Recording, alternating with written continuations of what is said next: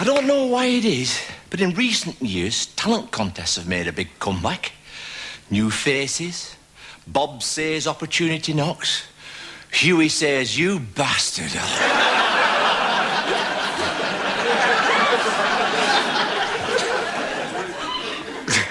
I only ever entered one talent show. I lost. On purpose. Honest. Now, losing was the easy part, really. I mean, some of the other acts were out of this world. Literally. I remember one mime artist in particular. He did all this hand mime stuff. Behold the marvels of the ocean. See how the anemone is waving her poisonous testicles.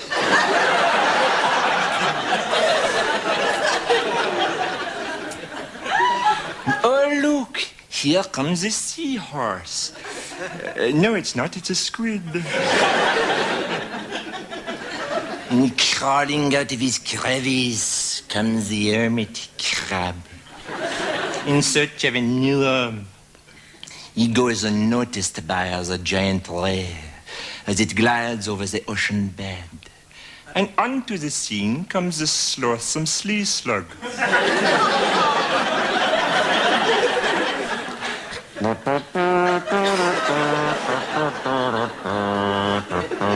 He is joined by a female of the species. Give me a vibe, babe.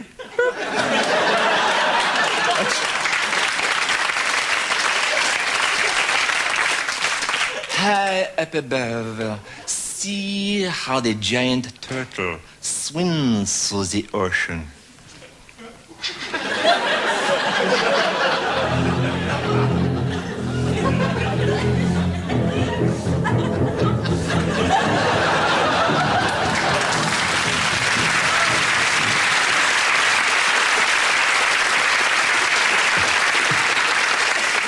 Then on comes a wooden ventriloquist, billed as the man with the boomerang voice. He throws it, and then it comes back. Throws it again, and it comes back again. And he finally throws it, and it doesn't come back. For ages. But it comes back, eventually. In the wrong place.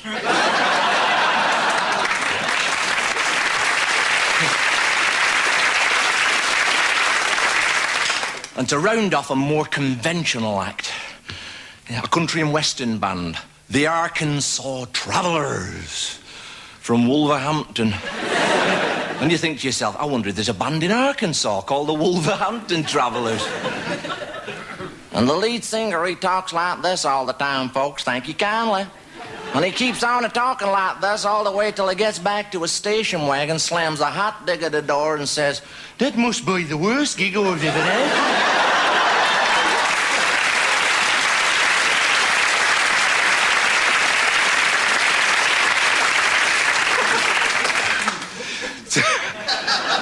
Talent contests have produced a lot of good comedians, though. Who needs comedians anyway? When there's so much unintentional humour around. Yeah, and when it comes to real-life jesters, you can't beat Coco Kinnock. What a clown. Yeah? Yeah. Complete with ball wig and pipe, always tripping over his own feet. Yeah, I don't know where he's going wrong. With his comic delivery, he should be able to sell anything to anybody. A finger of fudge is all you need to give your kids a treat. Now just think about that for a moment. A finger of fudge is all you need to give your kids, not my kids, not anyone else's kids, yours, your kids, a treat. Not half full, not 2/3 full, but totally, completely, unequivocally full of Cadbury goodness. A finger of fudge is all you need to give your kids a treat.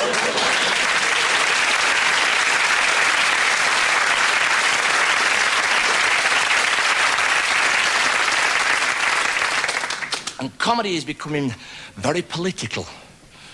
Or politics is becoming very comical, I'm not sure which. I don't know, but you might have... Well, you probably have heard of the Red Wedge Cabaret, a group of socialist entertainers like Ben Elton and Billy Bragg who volunteered to support the Labour Party in the last election. But have you ever wondered if a Blue Wedge Cabaret went on the road? Who would be on the bill? You'd have True Blue Ted Rogers, obviously a Freemason. Yeah, and from the moderate wing of the party, you'd have Kenny Everett leading a drop-the-bomb rally. And topping the bill would have to be the heavyweight champion of good taste, Bernard Manning. I know all about good taste. Not like them alternative comedians that are about as funny as a worm in a cripple's crotch. I booked that Ben Elton at my club last week. He said, Bernard, I don't do racist and sexist jokes. I said, well, that's okay, as long as you take piss out of blacks and queers. He went down like President Bush at a reggae concert. Now listen to your Uncle Bernard. This is what comedy's all about. I believe that someone in the great somewhere hears every word. This big butch lesbian came up to me last week. She must have been a lesbian. She didn't fancy me. I believe for everyone who goes astray, someone will come to show the way. She said, why do you make fun of people who just happen to be different from yourself?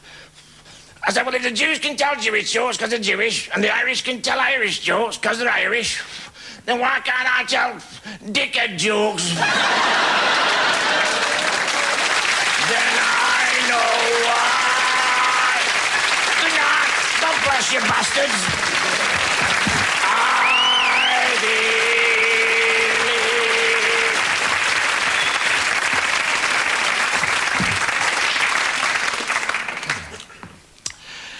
Comedy isn't a bad living, and young people know it, so it's worth having a shot. I'm certainly going to give my kids a solid foundation to start a comedy career. They're going to Cambridge University. Yeah, and if that doesn't work, they'll just have to study some of those new wave American comics that keep cropping up on British TV. There's one guy, tall forehead, wiry hair, looks like he's just arrived from another planet. He probably has.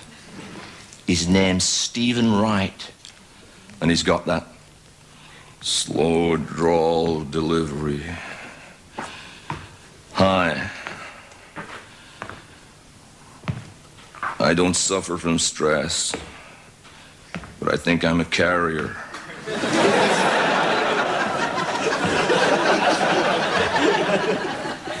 My favorite movie is Back to the Future. I went to see it next week. I enjoyed it so much, I'm going to see it again last Wednesday. And what about that other weirdo? Looks like a praying mantis on heat.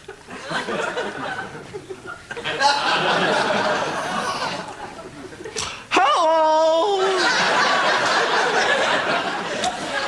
My name is Emo Phillips.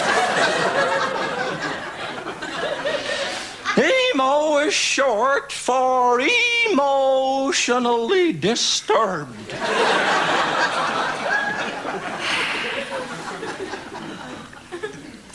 I'm over here working in comedy. although I used to be a book critic.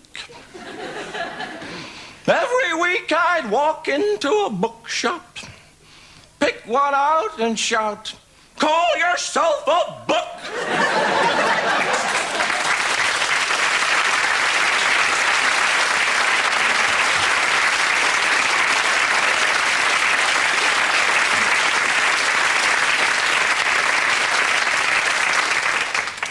And if you're involved with comedy in any way, you can't help observing the different styles of comedians.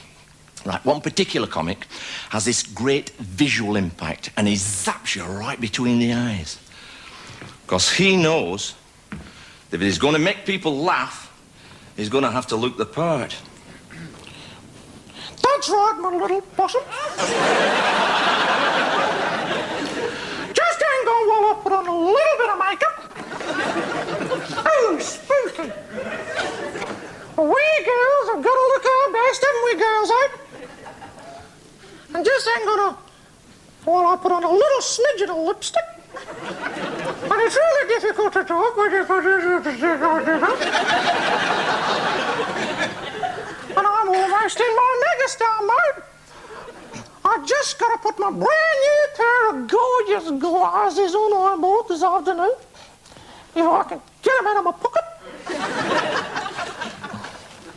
Turquoise ones with little sticky-out wings and little silver stars on. And I'm almost ready. Here I come, possums. Spins around dramatically.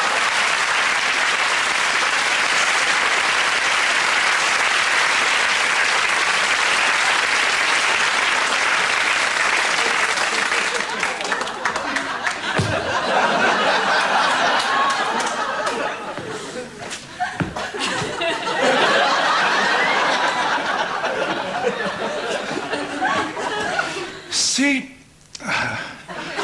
that's decidedly average to be here.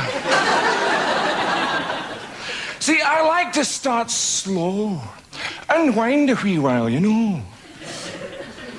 Last night I went to a party. Ah, what a party. Full of celebs. There wasn't room to swing a Ronnie Corbett round.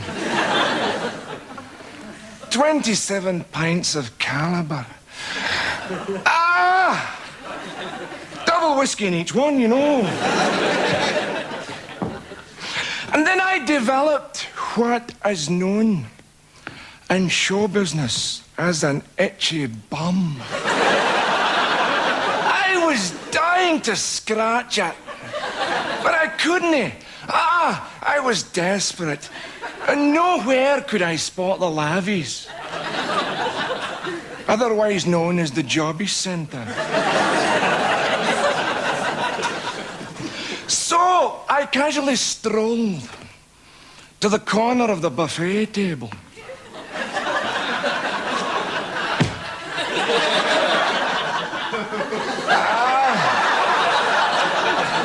I was just half inching it, you know. I couldn't move more than that. The Queen Mother was watching, you know.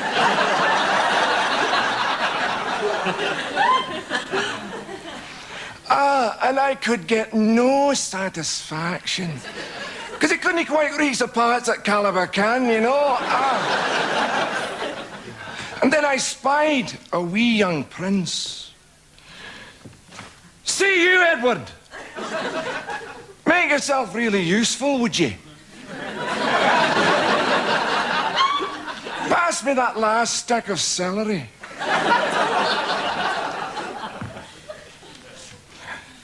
Right, now's your chance, Bill. Nonchalantly roughing down.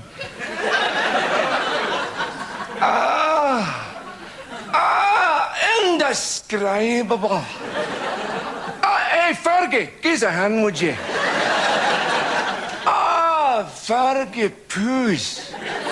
That is orgasmic. You dressed as a policewoman and all.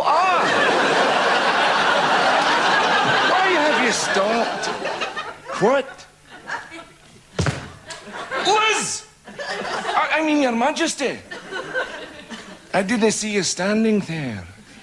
What? Celery?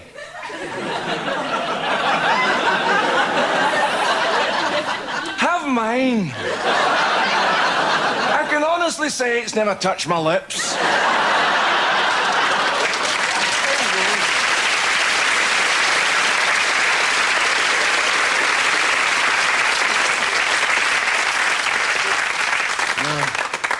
Being up on stage alone is quite scary.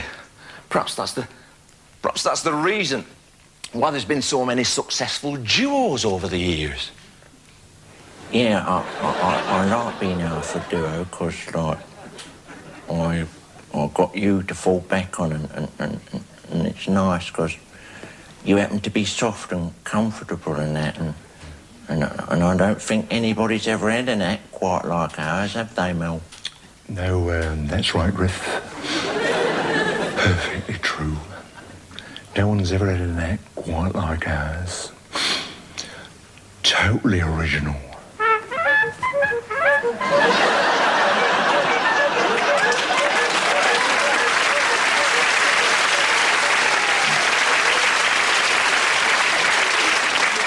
You can even make duos up yourself from TV characters. What about the dynamic Dallas duo?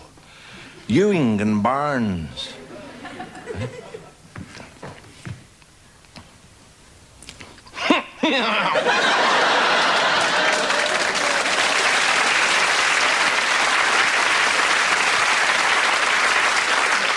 Get the hell out of my office, Barnes. And why is it, Barnes, that every time I see you, you look drunk? Whether you're happy, you look drunk. Whether you're sad, you look drunk. Whether you're mad, you look drunk. I think that's because you're no good drunken bum, just like your daddy Digger was. Now go on, get out.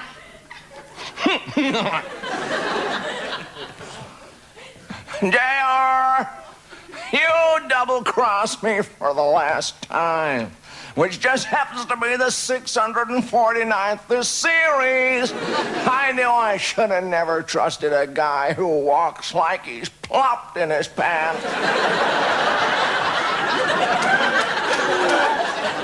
Like I what in my pants, Barnes?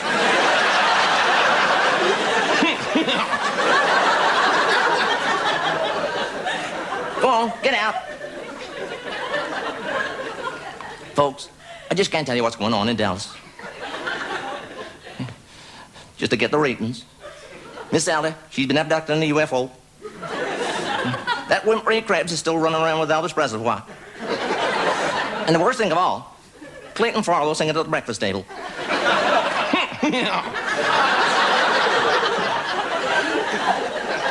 So help me if I hear Oklahoma one more time, I'll go plumb crazy. And now Barnes walks in here and tells me I walk like a plopped in my pants. The nerve of that guy. What the hell does he know, anyhow?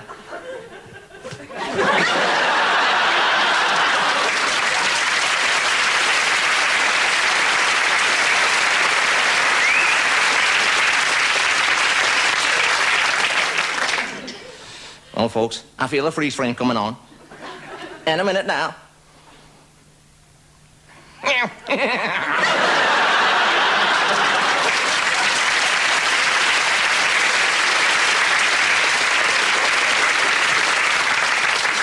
Some audiences are so aggressive they only understand violence. And if any duo is going to survive, they'll have to take a tip from Charlie and Clint.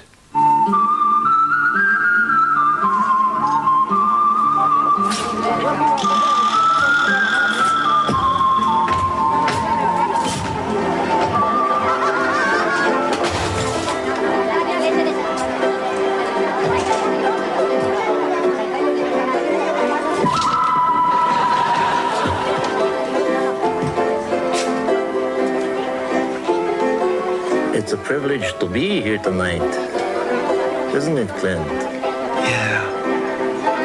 We got ourselves a real nice audience. Go home, Americanos. Your act, it stinks.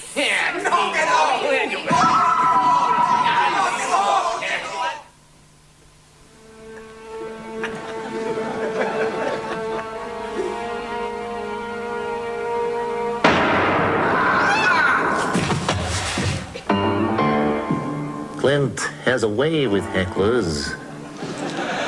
That was pure ad lib. A man's gotta know his limitations. Charlie and me, we don't tell jokes. That's right. But you're all gonna laugh anyway. Yeah. Go on, punters. Make my day. Laugh.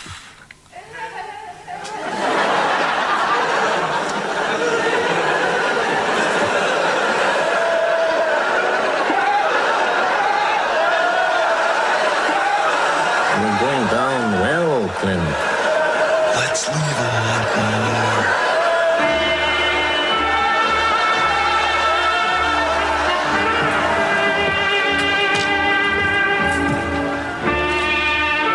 Well, that's all from us. But let's hear it for the two Rons.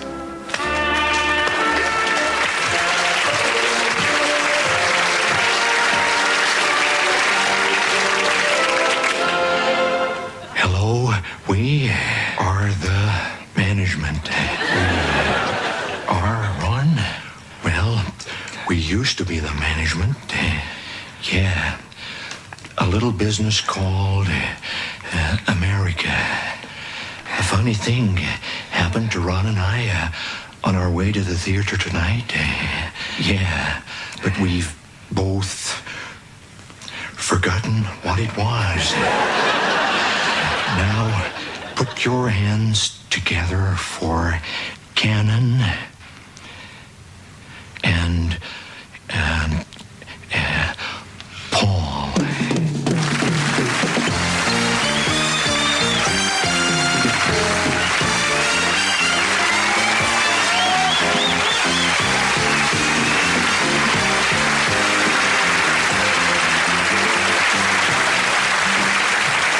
I thank you.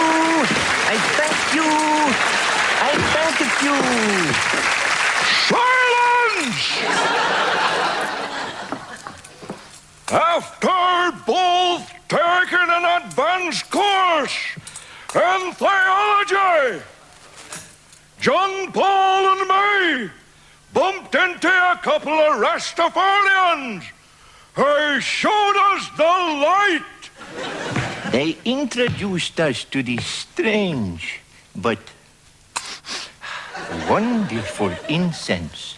So now Ian and me have really got our act together. Take three! Everything is beautiful! No sweat, man! And now, a tribute to our founder! Ah, the Lord. No!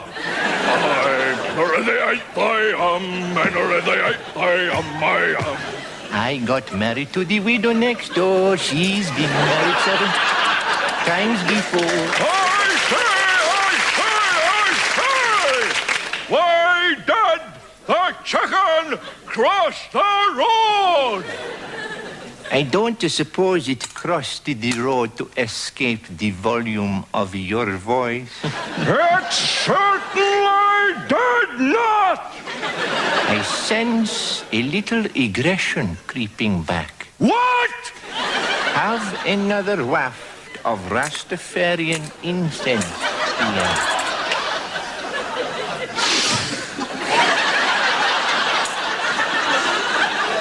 Rock on, Ian.